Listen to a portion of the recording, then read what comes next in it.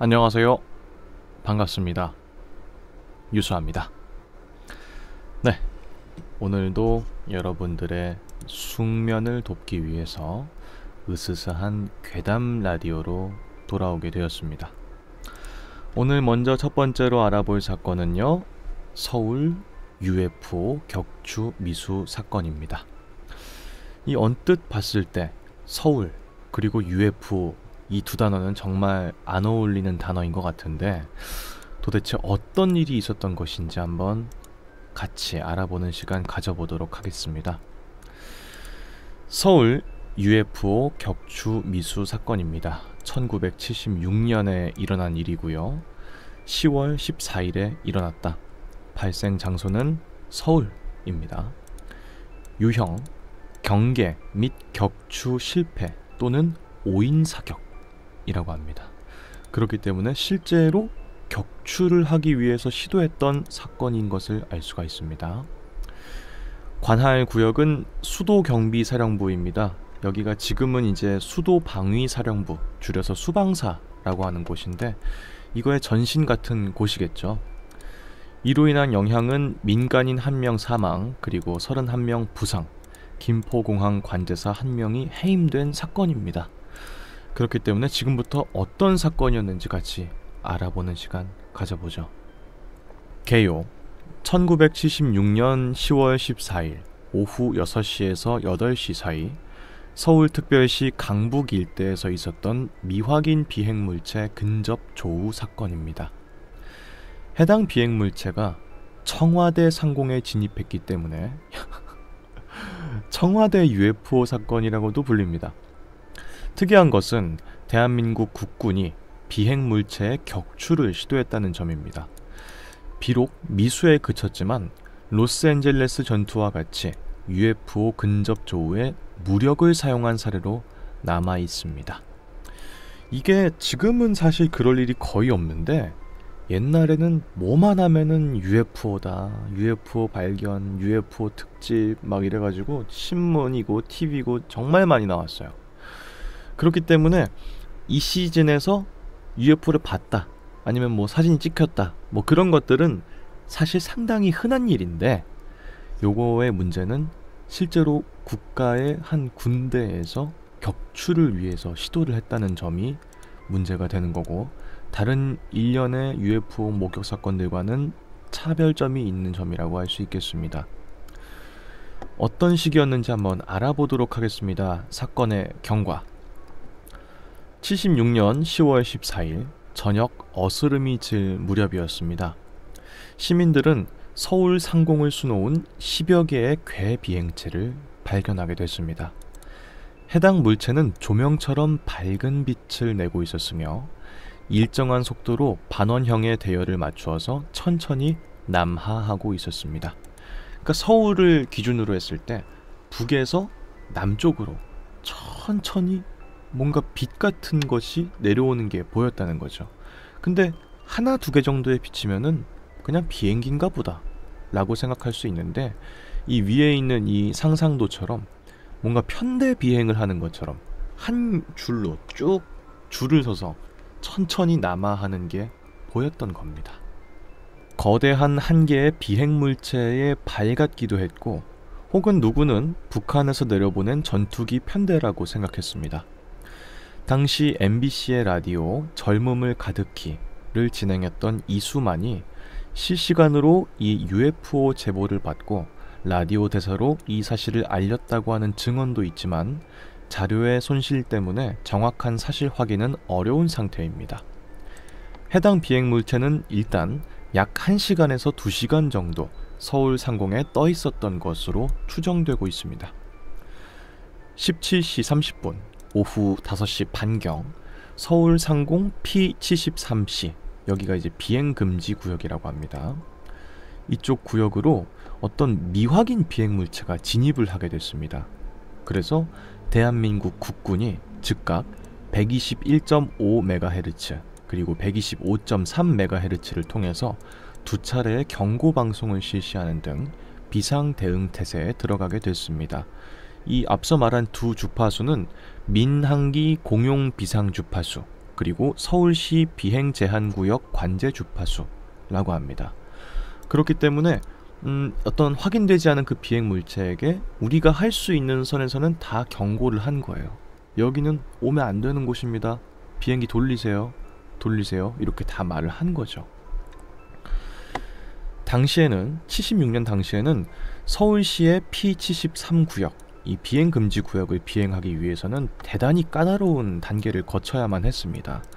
우선 민항기의 경우에는 비행 계획을 먼저 김포공항에 제출을 했어야 됐습니다. 그럼 김포공항에서는 이런 식으로 비행하겠습니다 라고 하는 비행기들이 꽤 많겠죠. 그런 걸 다 모아서 관제당국이랑 공군 방공통제소 그리고 수도경비사령부 방공작전통제소에다가 다 보고를 하는 거예요. 이 사항을 전달해야만 허가 혹은 불허가 이런 식으로 허가를 내리는 건데, 당시에 허가되지 않은 비행체가 아무런 예고 없이 비행금지구역에 갑자기 등장한 비상 상황이었던 것입니다. 그에 이어서 해당 미확인 비행체가 P73B ENM, 아마 아까는 P73C였는데 지금은 B인 걸 보니까 더 안쪽으로 들어온 것처럼 보이죠. 여기 앞에까지 접근하게 되자 수도경비사령부 소속 제1방공여단에서 항로 변경을 요구하는 최초의 경고 사격을 실시했습니다. 돌리세요. 안 돌리면 쏩니다. 이런 식으로 경고 사격을 한번 한 겁니다. 근데 그럼에도 불구하고 해당 비행체들은 P73B 구역을 침범하게 됐고요. 뒤이어서 진행 방향이 P73A 구역 방향, 즉 청와대 인접 구역으로 향하자 공군 제15 특수임무비행단에서는 F-5A 그리고 F-5E 전투기를 비상 출격시켰습니다. 같은 시각 수도경비사령부 산하 제1방공여단에서도 이 비행체를 육안으로 식별하게 됐어. 그래서 격추태세에 들어가게 됐습니다. 저 멀리서부터 천천히 오는 거죠. 오지 마세요, 돌리세요 경고했는데 무시하고 계속 들어오는 거예요. 그래서 오면 쏩니다 라고 경고 사격했는데 무시하고 그냥 들어오는 거야. 계속 청와대로 간다 이러면서 이런 느낌으로 계속 오는 거예요. 그러니까 이제 사실은 비상 상황이잖아. 그러니까 이제 다 같이 저거 이제 없애야 된다, 이런 식으로 스탠스를 취하게 된 겁니다.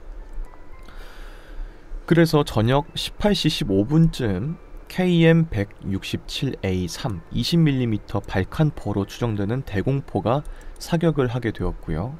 시민들은 그래서 주황색의 예광탄이 하늘을 가르고 비행 물체에게 십자포화를 퍼붓는 광경을 서울 시내에서 볼 수 있게 된 겁니다. 근데 그 비행 물체는 사실 되게 낮은 속도로 적어도 비행 중이었는데도 이상하리만치 격추가 되질 않아. 그러니까 민항기일 수도 있고 민항기가 아닐 수도 있는데 뭐가 됐든 간에 되게 낮고 천천히 날고 있는 비행 물체였음에도 불구하고 격추가 되질 않아. 이 정도로 총을 쏘면은 격추가 돼야 정상인데 이상하게 격추가 되지 않았던 겁니다. 게다가 회피기동, 그러니까 이제 상대방이 총을 쏘니까 당연히 방향을 틀거나 이런 식으로 해야 되는데 전혀 그것도 하지 않아. 그냥 천천히 대열을 유지하면서 계속 남하하는 겁니다. 물론 그 미확인 비행 물체는 국군의 공격에 딱히 반격을 하지는 않았습니다. 하지만 갑자기 P73A 구역으로 향하던 방향을 틀어서 18시 20분경 첫 번째 격추 시도를 종료하게 되었습니다. 갑자기 오다가 방향을 꺾는 거예요. 그래서 뭐지? 가려고 하나? 싶으니까 공격을 다 일단 멈추게 된 거죠.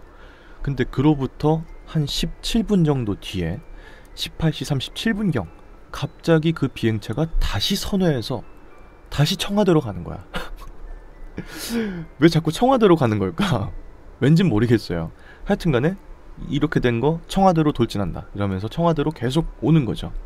그래서 두 번째 격추 시도를 또 하게 됐습니다. 몇 분간의 격추 시도 후에 해당 물체가 갑자기 그냥 불현듯 북서쪽으로 물러나면서 사건이 그냥 끝이 나게 됐어요. 사실 그냥 이 정도면은 해프닝으로 끝날 수 있는 사건인데, 문제는 이 과정에서 마구잡이로 막 쐈던 그 과정에서 대공포탄의 도비탄, 떨어지고 잘못 나간 그런 탄에서 시민 1명이 그걸 맞고 사망을 했고 31명이 다치는 인명피해가 발생하게 된 사건입니다. 사실 저도 이 내용을 지금 읽으면서 설명을 드리는 거다 보니까 이제 자세히는 생각을 안 해봤는데 이게 되게 흥미로운 얘기잖아요. 그래서 그냥 영화나 소설의 한 장면입니다 라고 해도 그냥 이상하지 않거든요. 근데 이게 실제로 서울에서 일어난 일이라고 하니까 믿기지가 않아. 그렇지 않아요? 나는 그리고 처음 알았거든요, 지금 이거를. 어떻게 30년 살았는데 몰랐지? 이런 생각이 들기도 하고. 어쨌든 간에 진짜 보면서 설명해 드리면서도 이런 일이 있었단 말인가 하는 이해가 안 가는 그런 일이 서울에서 발생을 했던 겁니다. 그 밑에는 이 사건의 원인 그리고 분석에 대한 내용이 있습니다. 당시의 대한민국은 박정희 정부인 시절이었습니다. 근데 그 당시의 정치적인 상황이 북한이랑 상당히 적대 관계를 유지하고 있는 상황이었다는 거예요. 그 불과 2달 전에 판문점 도끼 만행 사건이 일어나서 거의 준전시 상태였는데다가 게다가 불과 1달 전에는 소련의 조종사가 일본 홋카이도의 방공망을 뚫고 하코다테 공항에 착륙한 하코다테 공항 미그기 망명 사건의 사례가 있었고요. 그리고 그로부터 3일 뒤에는 중국에서 마오쩌둥이 사망하는 등 동북아의 긴장이 고조된 상태였습니다. 그러니까 사실은 좀 과민 반응한 거 아닌가? 이런 식으로 막 전투기도 막 띄우고 대공포 무기를 쓰고 그 정도의 사건인가 싶을 수도 있잖아요. 왜냐면은 공격을 당한 것도 아니고 그냥 미확인의 빛이 그냥 내려온 것 뿐이니까 어떻게 보면은. 하지만 그럼에도 불구하고 당시에 양 옆 나라에서 정말 큰 일들이 주석이 사망하거나 아니면은 타국의 비행기가 불시착을 하거나 그런 일들도 있었고 게다가 북한과의 상태도 상당히 안 좋은 그런 정치적인 상태를 유지하고 있었기 때문에 혹시 모른다. 이거 아주 큰일일 수도 있다. 하니까 즉각적인 대응을 하게 된 거죠.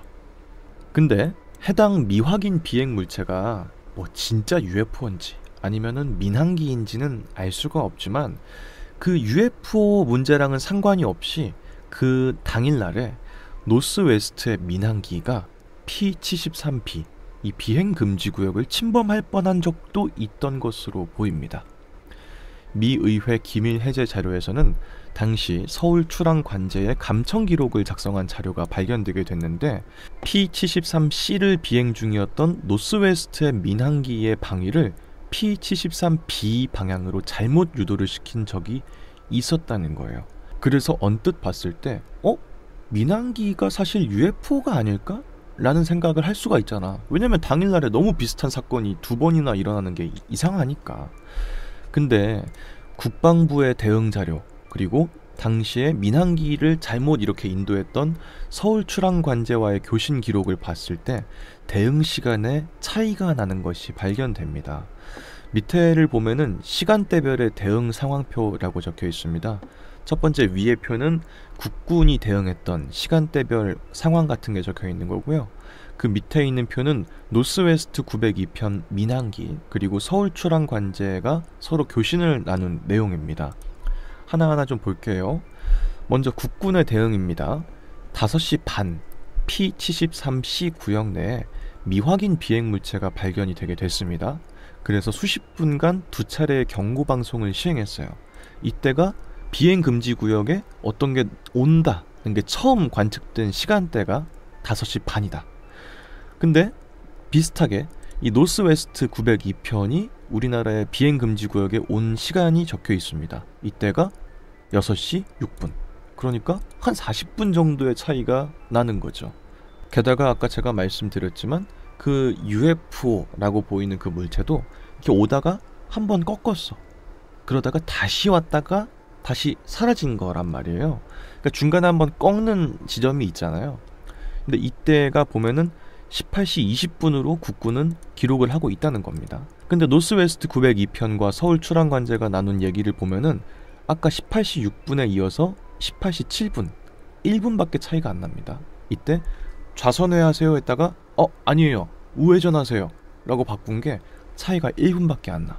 근데 이것도 보면은 시간 차이가 아까는 20분이었고 지금은 8분이기 때문에 시간대가 한 10분 정도 넘게가 차이가 나죠.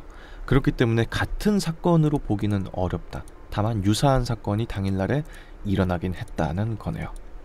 그 밑에는 사건의 이후가 적혀 있습니다. 곧바로 국회에서는 국방위원회가 소집되게 되었습니다. 당연히 그래야겠죠. 아주 심각한 일이니까. 여기에서 국방부와 교통부는 노스웨스트 항공의 보잉 707 이 902호편 민항기가 잘못 와가지고 우리가 위협 사격을 한 겁니다 라고 보도를 했어. 이제 그거를 듣고 이제 나머지 신문사나 방송사도 아 그런가 보다 라고 해가지고 그냥 오인 사격이었다 이런 식으로 그냥 유야무야 하고 끝나버린 일이라는 거죠.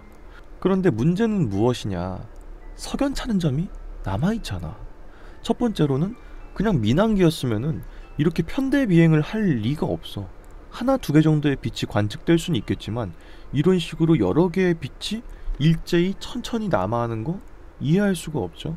게다가 당시에 사람들의 어떤 목격담 같은 걸 봤을 때는 비행기가 절대 민항기처럼 보이지 않았다 라고도 한다는 겁니다. 게다가 더더욱이 이상한 점이 있죠. 만약에 민항기면은 저고도에서 날았고 저속으로 날았기 때문에 천천히 느리게 아주 낮게 날았단 말이에요. 근데 민항기를 쏴서 못 맞춘 거잖아. 그러면 국군에서. 그렇기 때문에 UFO라고 해도 이상하고 민항기라고 해도 이상한 아주 이상한 사건이 지금 발생을 하게 된 겁니다. 그러니까 진상규명이 명확하게 되지가 않은 사건인 거죠. 국가에서 명확하게 사실은 이렇다라고 하지를 않았으니까. 해프닝이어도 될 만한 일일 수도 있는데 문제는 이것 때문에 사망한 사람도 있고 다친 사람도 있다는 게 문제입니다. 그럼에도 불구하고 명확하게 딱히 이렇다라고 정리가 된 게 없다는 게 문제인 것이다. 2020년 10월에 그것이 알고 싶다라는 프로그램이 있죠. 그 프로그램에서 이 사건에 대한 제보를 받았고요. 2020년 11월 7일에 창사특집으로 방영하게 됐습니다. 근데 그 당시의 프로그램도 UFO의 정체나 당시 상황의 진위 여부보다도 정부의 은폐 같은 것에 초점이 맞춰져 있다. 그렇기 때문에 이 프로그램도 UFO인지 아닌지를 까발리는 게 아니라 당시의 정부가 왜 이런 식으로 보도를 했는가에 초점을 맞췄다. 그래서 정확히 이게 UFO인지 아닌지 지금도 알 수가 없는 사건이라는 겁니다. 그렇기 때문에 아직까지도 정확하게 그 진위 여부가 밝혀지지 않은 미제 사건이자 미스테리한 사건이다 라고 할 수가 있겠습니다. 제가 앞서도 여러 차례 말씀드렸지만은 그냥 믿기지가 않아. 이런 사건이 서울에서 있었다는 거. UFO 때문에 국가에서 격추를 위해서 사격을 한 사건이 있었다는 거가 그냥 재미있는 영화나 소설의 내용 같잖아요. 그러니까 기묘하다 이런 생각이 들기도 하고, 이것 때문에 돌아가시거나 다치신 분들은 진짜 너무 억울한 것 같아요. 이런 일들은 참 일어나면 안 되는 일인데, 근데 정말 아직도 궁금하네요. 이게 도대체 뭐였을지에 대해서. 사실 이게 옛날 일이니까 그냥 흥미로운 일이었네 할 수도 있지만, 이게 만약에 지금 이런 일이 일어났다 생각해보세요. 그럼 정말 기존을 초풍할 노릇이겠죠. 하여튼간에 믿을 수가 없는 그런 UFO 관련된 대한민국에서 일어난 큰 사건이었다 라고 할 수가 있겠습니다.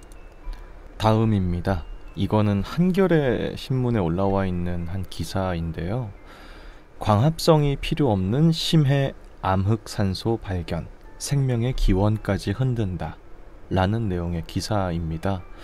흥미로운 내용이어서 가져와 봤어요. 근데 되게 기묘하거든요. 이것도 한번 들어보세요. 자연이 지구의 생명체에게 공급하는 산소는 광합성을 통해서 생산되게 됩니다. 그렇죠. 우리 모두가 대부분 알겠지만은 식물이나 이런 거가 왜 중요해? 왜 나무를 베면 안 돼요?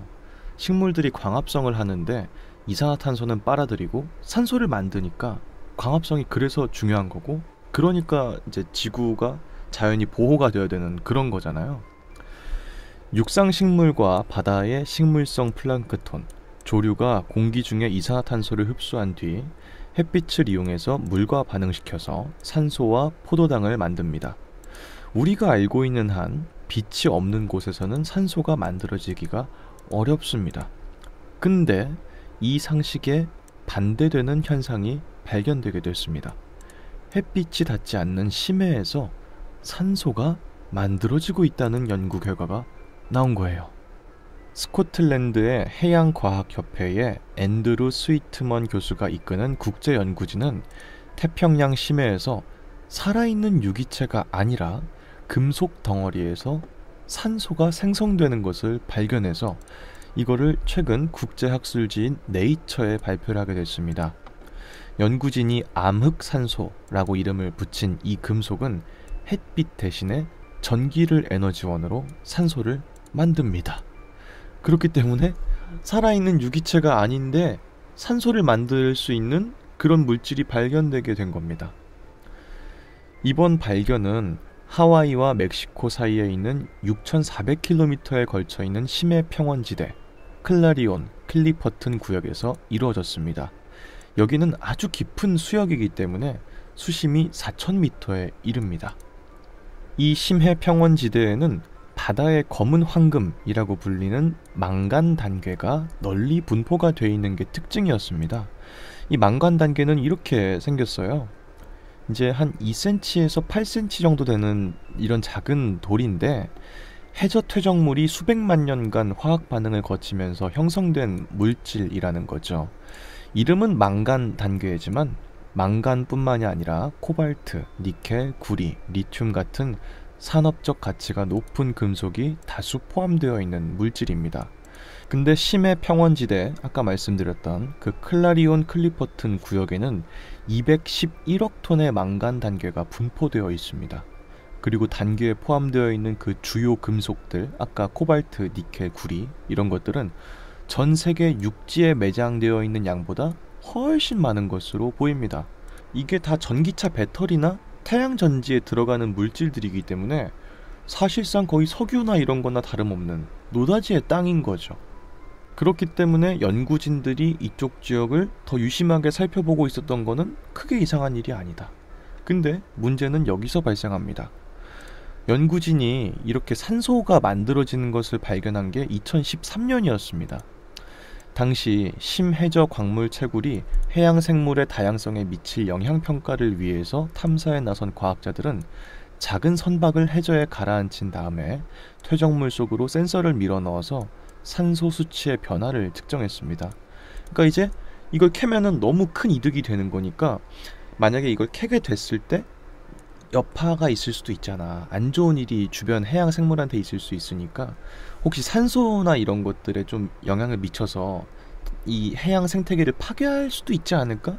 이런 우려가 있으니까 먼저 조사를 나서게 된 거예요. 산소 포화도, 이 수치의 변화를 측정을 먼저 하게 된 겁니다.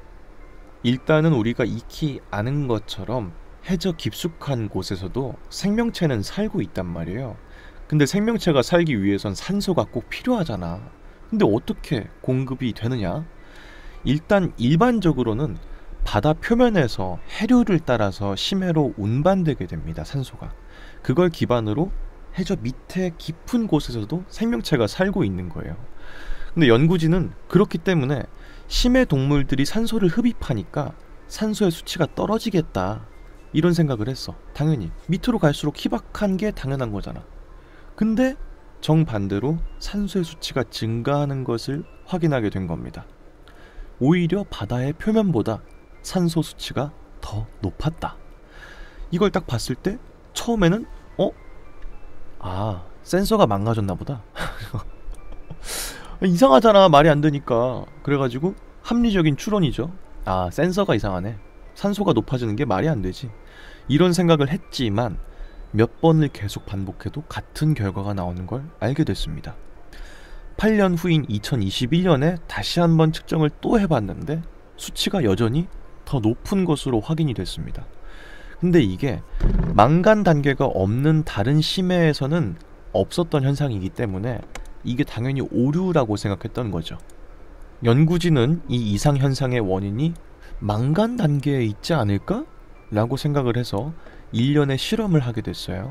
근데 그 탐구 끝에 망간 단계가 매우 높은 전하를 띠고 있다는 것을 발견하게 됐습니다.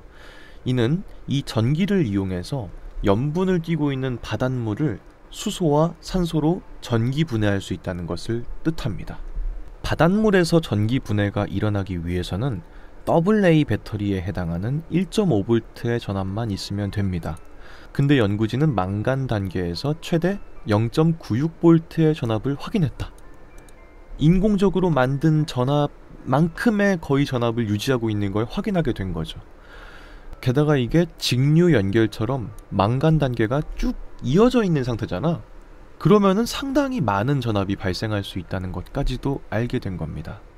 산소의 대량 발생은 지구상에서 복잡한 생명체의 진화를 촉발시켰습니다. 그렇기 때문에 스위트먼 교수는 이번 발견이 지구의 생명이 땅이 아닌 다른 곳에서 시작되었을 수도 있다는 것을 보여준다 라고 말을 했고요. 만약에 이게 사실이라면 엔셀라두스나 유로파 같은 지하 바다가 있는 태양계 전체에도 생명체가 있을 수도 있다 라는 기대감이 그만큼 높아지게 된다는 겁니다. 지금 우리 태양계에 있는 다른 행성들은 생명체가 있기가 어려울 거라고 우리는 생각을 하고 있는데, 그 이유는 무엇이냐? 대기 중에 산소의 농도가 낮기 때문에 생명체가 살 수가 없을 것이다 라고 추측을 하고 있어. 근데 만약에 지금 발견된 게 사실이라면, 그냥 심해 해저의 바다를 가지고 있는 행성이라면 다 그 안에 생명체가 살고 있을 수도 있다는 것을 시사한다는 것이죠. 그렇기 때문에 상당히 기괴한 일이 아닐 수가 없다. 이게 도시전설이고 이게 괴담이다 라는 겁니다.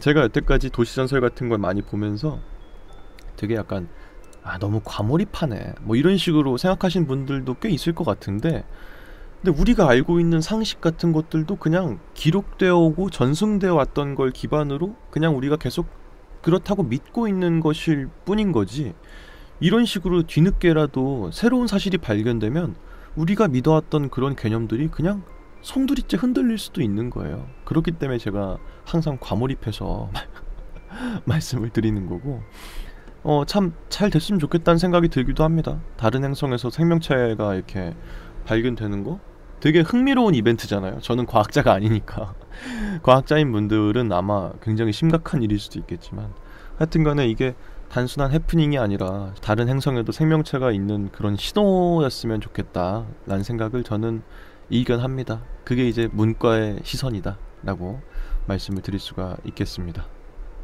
다음 이야기입니다. 루보 사태인데요. 이거는 주식에 관심이 있으신 분이라면 누구든지 알 수 있는 그런 이야기입니다만, 혹시 주식에 관심이 없으신 분들은 모르실 수도 있으니까 같이 한번 짚어보는 그런 시간 가져보도록 하겠습니다. 먼저 사건의 발단. 일단 루보 사태의 그 루보는 사실 회사의 이름입니다. 그 회사는 자동차나 이런 기계에 들어가는 베어링, 그러니까 잘 돌아가게끔 도와주는 그런 기계 부품을 만드는 작은 기업이었습니다. 본사는 경기도 파주시 LG로에 위치해 있는데요. 이 회사가 2006년 3, 4분기 당시에는 기준 매출액이 54억 원, 영업이익은 2억 2천만 원의 적자를 기록하는 그런 회사였습니다. 54억 원이네요. 엄청 큰 회사네요. 하실 수도 있겠지만, 회사의 규모를 생각해보면은 이 정도면 사실 큰 영업이익도 아니죠. 게다가 영업이익은 2억 2천만 원 적자니까 그냥 중소기업이다 라고 할 수가 있습니다. 당시 회사의 주식수는 990만 주 수준으로 최대 주주와 가족 지분이 40%를 넘었고요. 나머지는 소액 주주였습니다. 그렇기 때문에 그냥 평범한 회사의 그냥 그런 주식이었다 라고 할 수가 있고, 2006년 10월 1일 당시의 주가는 1185원이었다. 한 주에 1000원 정도 하는 그런 소규모의 주식이었다는 겁니다. 게다가 그 이전에는 거의 500원대였던 걸로 알고 있어요. 이렇게 작은 규모의 주식을 가지고 있던 회사, 이 루보라는 회사가 대한민국의 주식시장을 통째로 흔들어 놓는 그런 사건을 일으키게 됩니다. 1차 부양기. 2006년 10월부터 이 작전 세력이 루보사의 주식을 매집하기 시작했습니다. 작전 세력이라고 하면 이제 어떤 소기의 목적을 위해서 실제로 그렇지 않더라도 주식을 사든지 팔든지 해가지고 주가를 일부러 높여서 차익을 남기는 그런 집단이죠. 그러니까 정상적인 그런 주식 거래로 돈을 버는 집단이 아니에요. 이런 작전 세력이 주식을 매집하기 시작하면서, 그러니까 루보사의 주식을 사기 시작하면서 1185원이었던 주가가 2000원까지 올라갑니다. 2배가 올라간 거죠. 근데 당시에 상한가를 2번만 치면서 매일 2에서 5%씩 꾸준하게 올라갔습니다. 일반적으로 주가 조작은 매일매일 상한가를 치면서 올라가. 그러니까 이제 올라갈 수 있을 만큼의 최대 금액을 계속 찍으면서 올라가는 게 보통의 작전인데, 이 작전 세력은 그렇게 하지 않고 천천히 올려.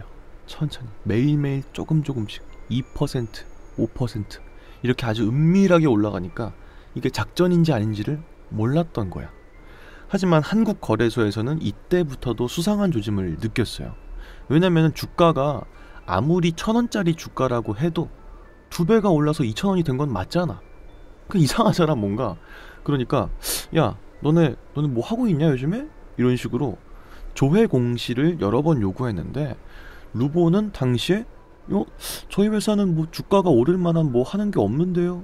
라고 대답을 했습니다. 당연히 그런 게 없으니까. 특정 집단이 주가를 조작한 거였으니까요. 그 다음으로 JU그룹의 회원이 동원되게 됩니다. 작전의 총책 중에 한 명이었던 JU 부회장이 자신의 조직을 동원하기 시작했습니다. JU 회원을 상대로 투자 설명회를 열게 됐는데, 계좌의 수익률을 보여주면서 회원 여러분들도 하실 수 있습니다. 이거 1100원짜리 주식 2000원 됐습니다. 2배로 올랐어요. 여러분들 다 할 수 있습니다. 해가지고 대량의 자금을 끌어모으기 시작한 겁니다. 여기서 골 때리는 문제가 발생하는데, 회원들은 주식 계좌에 대해서 공인인증서와 보안카드를 지급하지 않아서 돈을 찾을 수도 없고 주식을 팔 수도 없는 상황이었어요. 그러니까 이 회원들은 그냥 트레이더들한테 다 맡긴 거야. 주식을 팔거나 돈을 찾을 수 있는 그런 걸 다 그냥 맡겨버렸어. 이런 걸 봤을 때 정상적인 집단의 어떤 반응이라든지 그런 게 아니라는 걸 알 수가 있죠. 근데 어쨌든 간에 계속 이렇게 몸집을 키워나가면서 2,000원 하던 주식이 6,600원까지 올라갑니다. 처음에 비해서 6배가 올라간 거죠. 근데 JU그룹 자체가 일종의 다단계 같은 형식을 가지고 있는 그룹이었기 때문에 이 투자한 사람들이 공인인증서도 없고 아무것도 없기 때문에 자기가 주식을 팔 수 없는 상황이야. 비정상적인 상황인데도 불구하고 회원들이 자체적으로 투자 설명회를 열어서 다른 일반인들의 자금까지 끌어모으고 있는 그런 상황이었다는 거죠. 그래서 작전의 조직원이 기하급수적으로 늘어나게 됩니다. 그 다음 2차 부양기를 맞게 됩니다. 이때부터 주가 조작의 총책 등의 작전 세력들은 이미 차명 계좌를 만들어서 루보 주식을 차명 계좌로 이체를 시키고 있었습니다. 그러니까 팔 준비를 하고 있었던 거죠. 근데 내 이름으로 팔면은 내가 걸리니까 다른 사람의 명의를 도용해서 만든 계좌로 천천히 옮기고 있었어. 슬슬 팔 준비를 하고 있었던 거죠. 근데 이 당시에 루보의 주가가 10,000원을 넘어가면서 10배가 상승한 거죠. 그래서 슬슬 팔고 있었다. 근데 이런 사실을 모르는 일반인 투자자들은 루보 주식을 10배가 오르는 주식이 있어? 이러면서 막 사는 거야.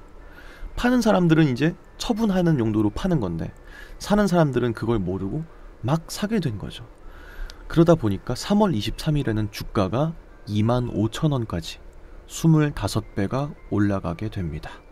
이렇게 25배까지 올라갔던 그 주식, 완전하게 승리했다고 봐도 되는 거죠. 작전 세력이. 여긴 이제 완전 이제 다 팔기 시작했어요. 이제부터는 JU 회원들의 계좌를 동원해서 샀던 주식까지 모두 팔기 시작했습니다. 이제 완전히 작전에서 손을 떼기로 한 거죠. 근데 한 번에 다 팔면은 작전인 게 드러날 수밖에 없으니까 조금씩 파는 거야. 왜냐면은 이미 25배가 오른 주식이기 때문에 이 사실을 모르는 일반인 투자자들은 제가 살게요. 더 올라갈 것 같으니까 제가 살게요. 이런 식으로 하는 사람들이 나올 때마다 조금씩 파는 거예요. 속내가 어떻게 돌아가는지는 명확하게 모른 채 이제 이성을 잃고 막 사고 있었기 때문에 이때는 이제 작전 세력이 주식을 팔고 있는 상황이었는데도 불구하고 주가가 51,400원까지 올라간다. 50배가 상승한 상태였다 라는 거죠. 그래서 결과적으로 루보사의 시가총액이 5,200억까지 올라가게 됩니다. 코스닥 시가총액의 상위 주식으로 랭크인하게 된다. 이게 참 웃긴 게 뭐냐면은 이 회사 자체가 매출액이 54억 원인 회사였고 영업이익은 2억 2천만 원밖에 안 내는 회사였는데 시가총액은 5,200억을 넘어가는 그런 회사인 것처럼 보이게 된 겁니다. 상태가 아주 이상하게 돌아가고 있었다는 것이죠. 그렇기 때문에 2007년 4월 16일 오후 이날 주식시장의 장이 마감되게 된 다음 검찰에서 주가 조작인 걸 확실하게 알게 됐습니다. 그래서 세력들을 다 소환해서 주식 계좌를 동결시키게 됐습니다. 이렇게 검찰에서 주가 조작인 게 밝혀졌으니까 막 대서특필이 막 났을 거 아닙니까? 신문, 뉴스 이런 곳들에. 근데 기사가 어떻게 나왔겠어요? 1250원이었던 자동차 부품 제조업체 L사 주가 조작으로 밝혀져. 이런 식으로 나왔겠죠. 그러니까 투자한 사람들이 그때서야 안 거야. 아, 내가 산 이 주식 50배까지 올라갔던 이 주식이 작전 세력에 의한 가짜 주식이었구나 라는 걸 뒤늦게 알게 된 겁니다. 그래서 그 다음 날 완전한 폭락을 겪게 되고요. 연일 하한가를 직행했습니다. 11일 연속 하한가를 찍었다. 그래서 단 한 달 만에 다시 3,000원대의 주식으로 내려가게 됩니다. 그렇기 때문에 그래프를 봤을 때 여기에서 이렇게 쭉 올라갔다가 50배를 딱 찍고 쭉 내려가는 게 보이는 거죠. 이런 그래프를 도대체 어디서 볼 수 있겠습니까? 말도 안 되는 그래프인 거죠. 그렇기 때문에 주가 조작인 걸 전혀 몰랐던 일반 투자자들은 그냥 완전하게 속아버린 그런 상태였던 것이고, 이제 그 중에는 화가 나거나 그런 사람들도 분명히 있었을 거 아닙니까? 그러니까 야, 루보가 도대체 뭔 회사야? 한번 보기나 하자 해가지고 직접 갔더니 이런 규모의 회사였다는 것을 알게 됩니다. 시가총액 5,200억을 찍었던 그 회사가 알고 봤더니 이런 정도의 규모의 중소기업이었다는 것을 아주 뒤늦게서야 알게 된 겁니다. 참 기가 막히고 코가 막히는 일이죠. 물론 이런 일들은 작전 세력을 꾸민 그런 세력들이 제일 나쁜 거지만 사실 투자는 본인의 몫이기 때문에 누굴 탓할 수가 없죠. 그리고 보상도 제대로 받을 수가 물론 없겠고요. 근데 이제 아까도 말씀드렸지만은 속인 사람이 제일 나쁜 사람인 건 맞아. 근데 투자를 했을 때도 사실은 투자한 사람들이 이 회사에 대해서 보통 제대로 알고 투자를 했으면 이런 일이 벌어질 수가 없어. 왜냐면 재무제표라든지 그런 걸 봤을 때라면은 54억 원 규모의 회사인 걸 알 수 있고 영업이익도 2억 2천만 원의 적자를 내는 회사인 걸 알았으면 절대 이게 과대평가됐다는 걸 알고 사지 않았을 텐데, 그게 아니라 투기성으로 25배, 50배 계속 올라가네? 이것만 보고 샀던 사람들은 다 손해를 보게 된 것이라는 것이죠. 그렇기 때문에 누구를 탓할 수도 없이 벌어져 버린 이런 아주 끔찍한 비극이다 라고 할 수가 있겠습니다. 저는 이번에 이 루보 사태를 보면서 확실하게 느꼈어요. 나 같은 사람들은 이런 주식 투자 같은 거 절대 하면 안 돼.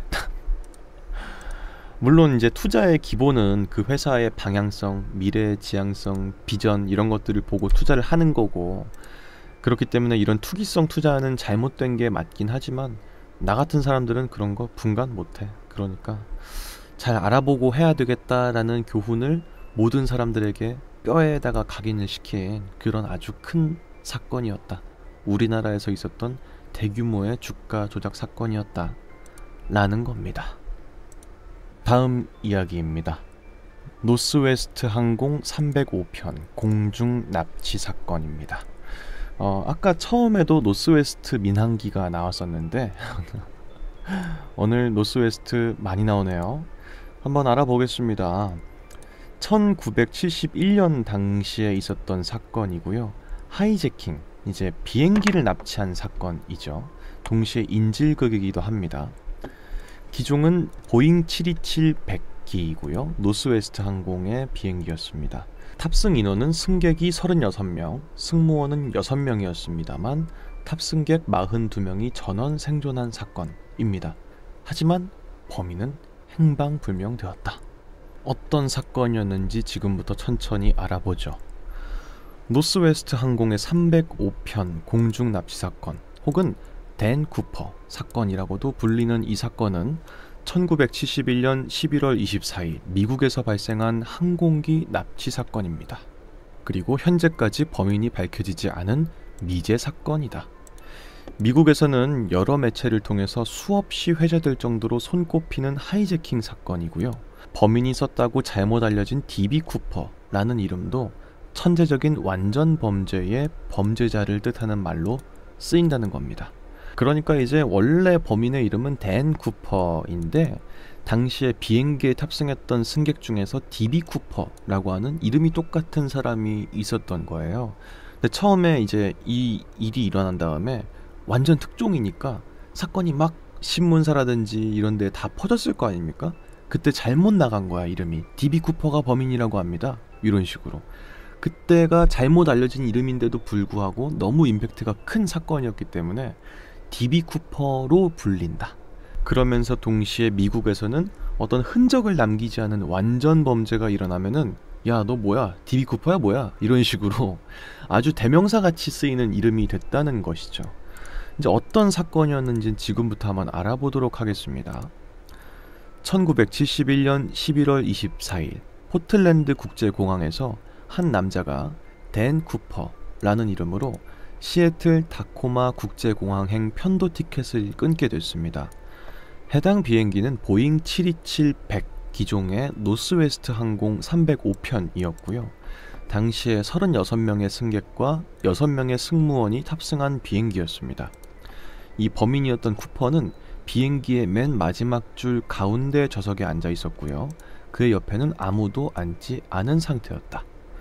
9.11 테러 이전의 미국 국내선 보안은 지금처럼 막 치밀하지 않았기 때문에 범인이 누구인지 이런 거, 혹시 위험한 걸 가지고 탔는지 그런 걸 정확하게 알지 않고 막 태우는 시절이었다는 거죠.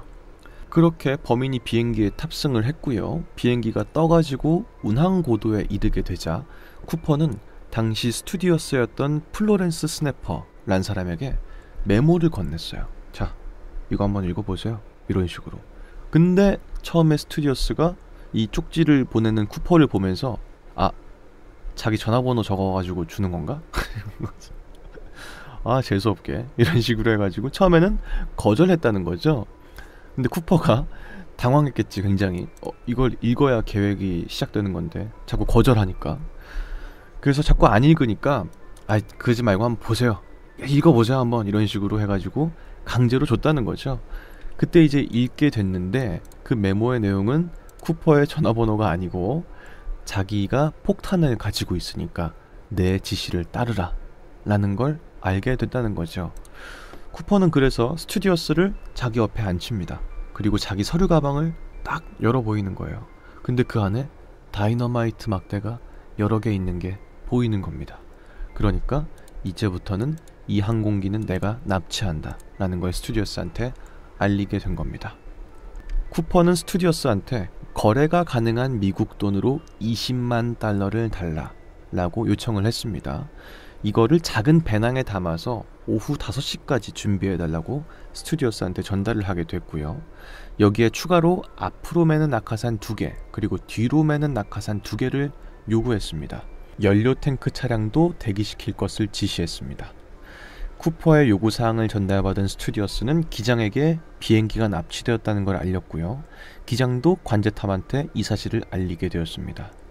사건은 곧바로 경찰에 신고가 되게 되었고요. 경찰은 납치범의 요구사항대로 현금과 낙하산을 조달해서 시애틀 공항에 대기를 하게 됐습니다. 저녁 5시 39분 비행기가 시애틀 공항에 착륙을 하게 됐습니다. 경찰은 준비해둔 돈과 낙하산을 쿠퍼에게 전달을 해주게 됐고요. 쿠퍼는 35명의 승객 전원과 2명의 스튜디오스를 석방했습니다. 그래도 사실 하이제킹이면은 제일 위험한 게 승객의 안전인데 다행히도 비행기를 잘 착륙시켰고 아무도 해하지 않게 했다는 거는 참 다행이네요. 물론 20만 달러를 달라고 했으니까 착한 사람은 아니었겠지만 어쨌든 간에 비행기에는 기장과 부기장을 포함한 4명의 승무원 그리고 쿠퍼만이 남게 되었습니다. 처음에 쿠퍼는 기장한테 멕시코시티로 갑시다. 국경을 넘읍시다. 라고 요구했는데 연료 문제로 거절을 당하자 네바다주에 있는 리노 국제공항을 경유하는 것으로 방향을 바꿨습니다. 그러니까 이제 원래는 국경을 아예 넘어서 완전히 안 잡힐 생각으로 비행기를 납치하는 거였는데 연료가 거기까진 못 갑니다. 이런 식으로 기장이 말을 해가지고 그럼 어쩔 수 없고요. 그 네바다주까지 갑시다. 이런 식으로 이제 말을 하게 된 거예요. 근데 이제 네바다주까지 가는데 랜딩 기어는 내리고 여압 장치, 그러니까 항공기 내 외부의 압력을 이제 유지하는 장치를 끈 채로 최저 비행 고도에서 실속 직전의 최저 속도로 비행을 위해 필요한 최저의 속도만 유지한 상태로 비행해달라 라고 지시를 했습니다. 또한 객실에는 자신 이외에는 아무도 들어오지 말라고 했고 스튜디오스를 비롯한 인질 모두를 조종실로 몰아넣게 되었습니다.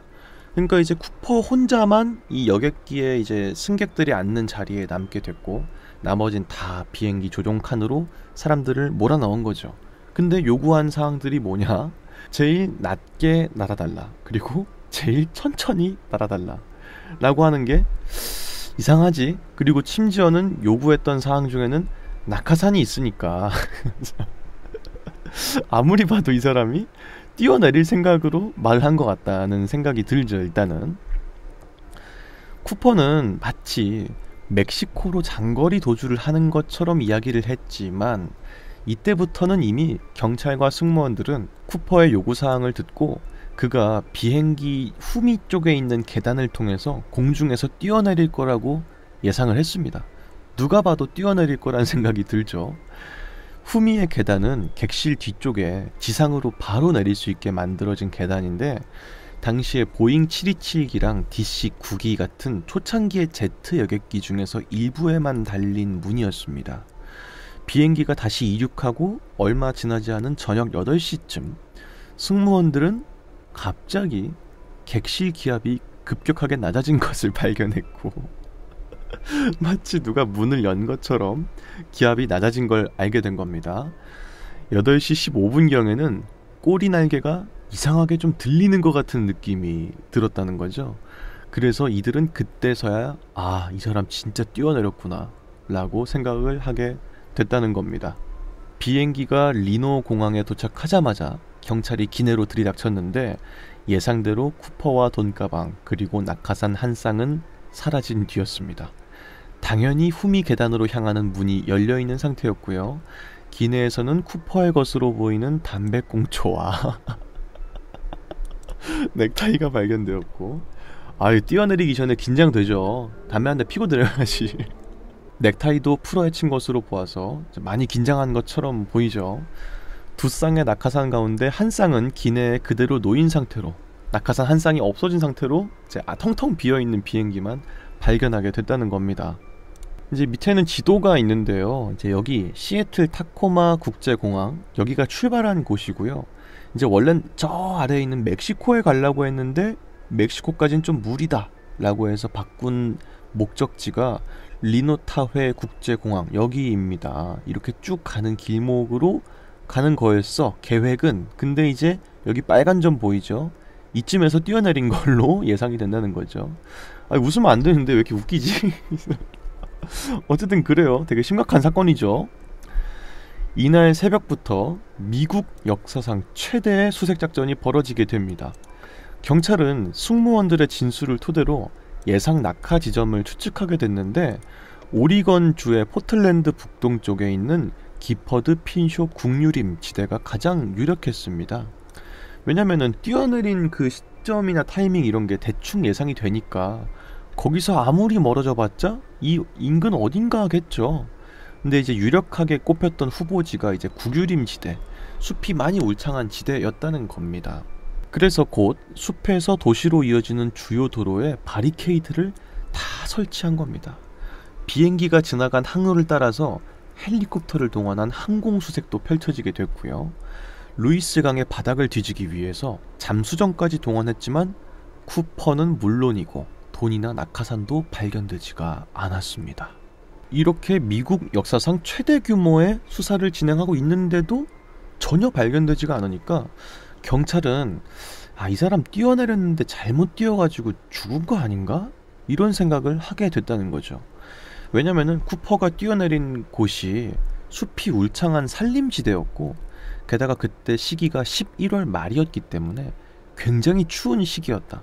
게다가 날씨가 뇌우가 막 몰아치는, 폭풍우가 막 치는 그런 날씨였기 때문에 이때 낙하산만 의지해서 뛰어내리는 거는 이제 죽기가 정말 좋은 그런 환경이었고, 게다가 이제 이 사람이 하이제킹을 하기 위해서는 평범한 승객처럼 옷을 입고 탔을 거 아닙니까? 그러니까 정장 차림이었단 말이에요. 아무런 보호 장치가 없이 뛰어내리는 거는 아마 이제 살기가 힘든 상황이 아니었을까? 이런 식으로 추측을 하게 됐다는 거죠. 게다가 이 사람이 20달러짜리 지폐로 20만 달러를 요구했는데 이게 무게로만 치면은 거의 10kg이기 때문에 뛰어내릴 때 더더욱이 장애물이 됐을 것이고, 그러니까 뛰어내렸을 때 죽지 않았을까?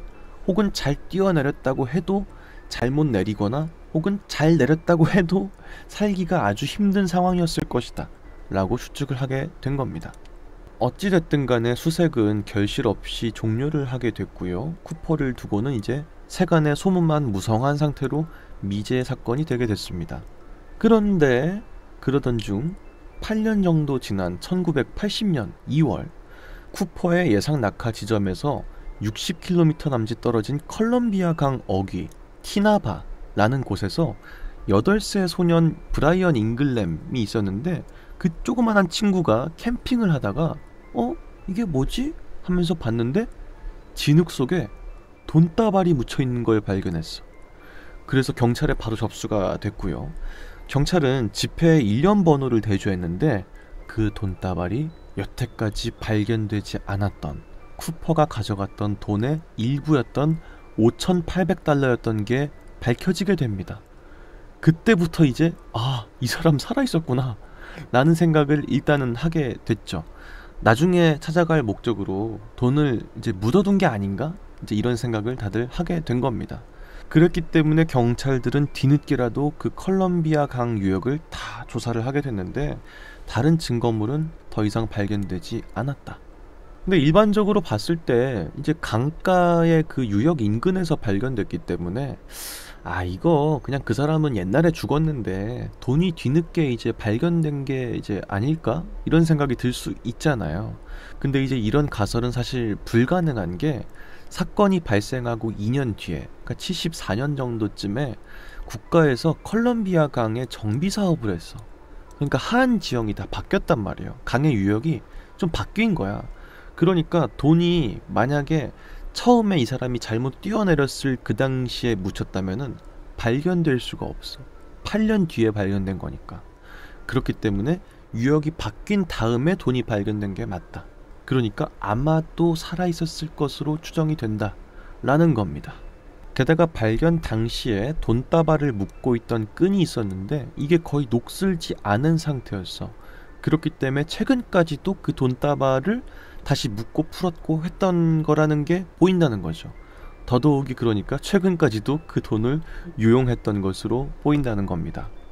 이후 오늘날에 이르기까지 수십 년간 이 사건에 관련된 어떤 단서도 더 이상 나타난 게 없습니다. 당시 쿠퍼가 가져간 현금의 일련 번호는 공개가 됐습니다만 아직까지도 다른 자금의 행방은 묘연하다.